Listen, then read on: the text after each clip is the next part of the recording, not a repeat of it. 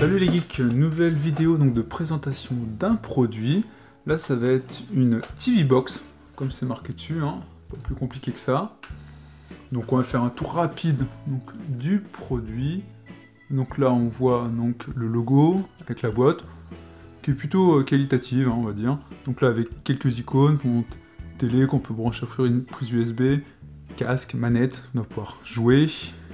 Sur le côté, donc il y a marqué encore TT TV Box, 4K UHD 3840 par 2160. Côté là, rien. Là, encore des icônes où on voit les réseaux sociaux. Et derrière, donc là on voit le modèle qui est un modèle AX9 avec un processeur 4 cœurs, donc avec un GPU Pen Core ARM Mali 450. Il y a 1 Go de RAM, 8 Go de ROM, une prise Ethernet, du Wi-Fi BGN en 2,4 GHz. Hop, on voit ici l'adaptateur et on est sous Android 6. Après ici, quelques icônes encore, donc YouTube, Sling, je connais pas, Netflix, HBO, tout ça. Maintenant, on va ouvrir le produit. Alors, présentation simple, hein, mais bon, on est sur une TV Box. Hein.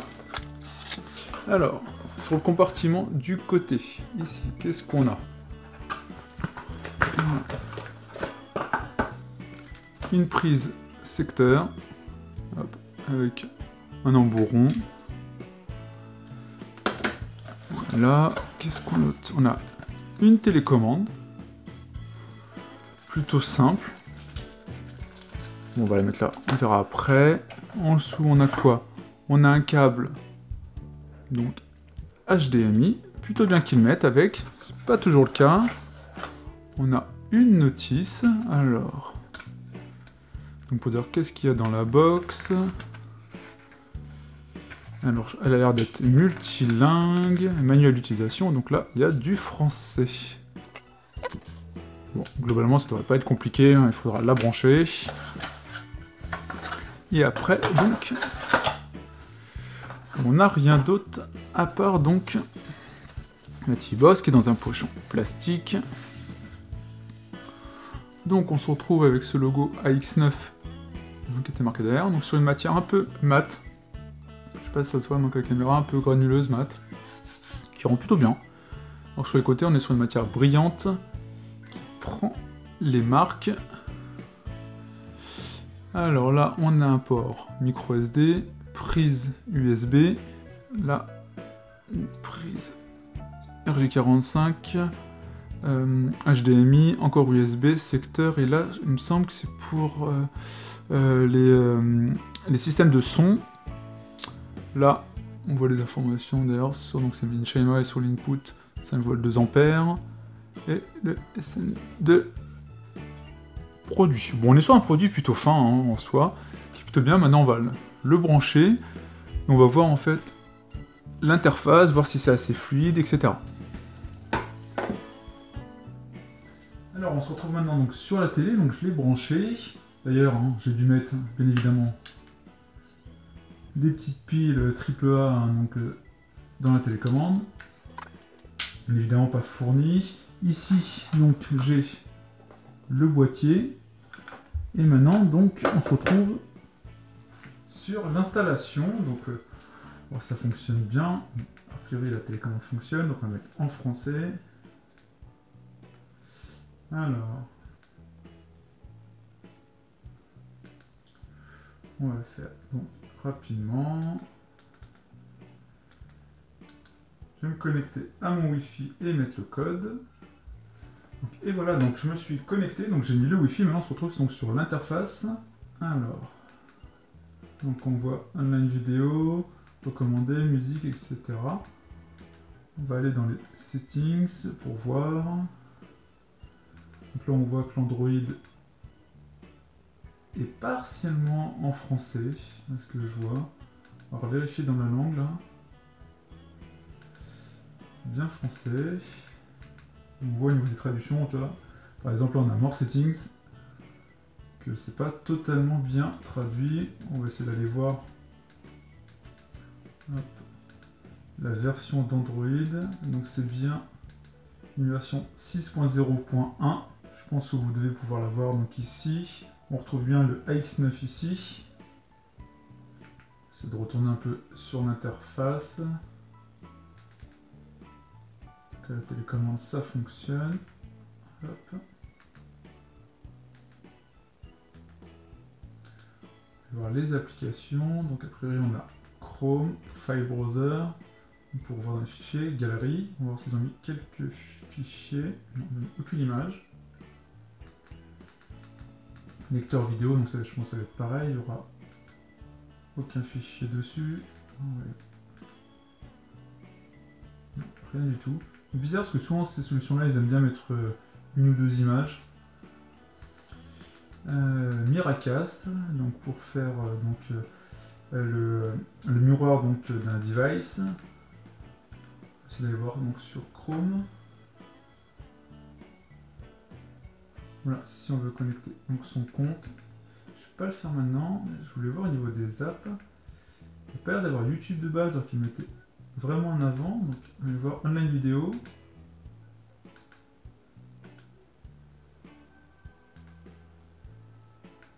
Rien de spécial. Recommandé. Donc toujours au même Miracast. Musique. Là, si on a des éléments, donc bien évidemment j'ai rien dessus.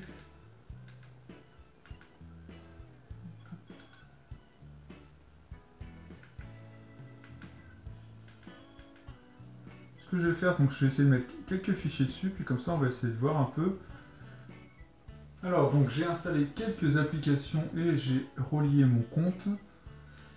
Alors on va aller voir dans les applications que j'ai mis. Donc je me suis relié au Play Store. Bon, Play Store, un classique.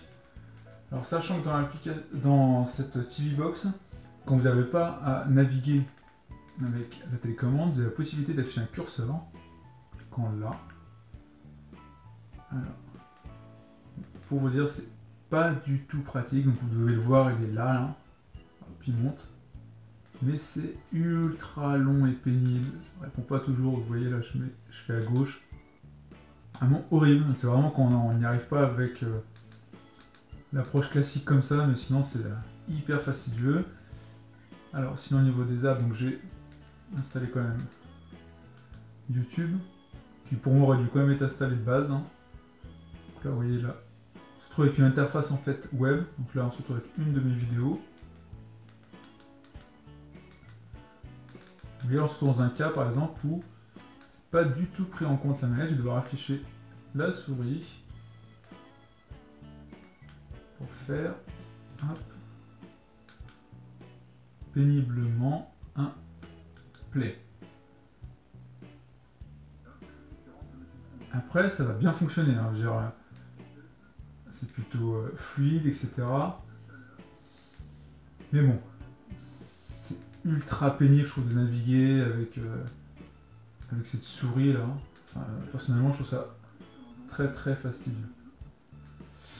Alors, voilà pour YouTube, hein, sinon après ça fonctionne bien, mais moi je trouve la navigation un peu lourde. Hop, je vais retourner donc sur la home. Hop. Au niveau des apps, j'ai rien installé d'autre. Ah, d'ailleurs j'ai mis un Pac-Man pour voir. Je me suis dit peut-être qu'à la télécommande ça peut fonctionner. Je ne l'ai pas lancé encore. On va voir ce que ça donne.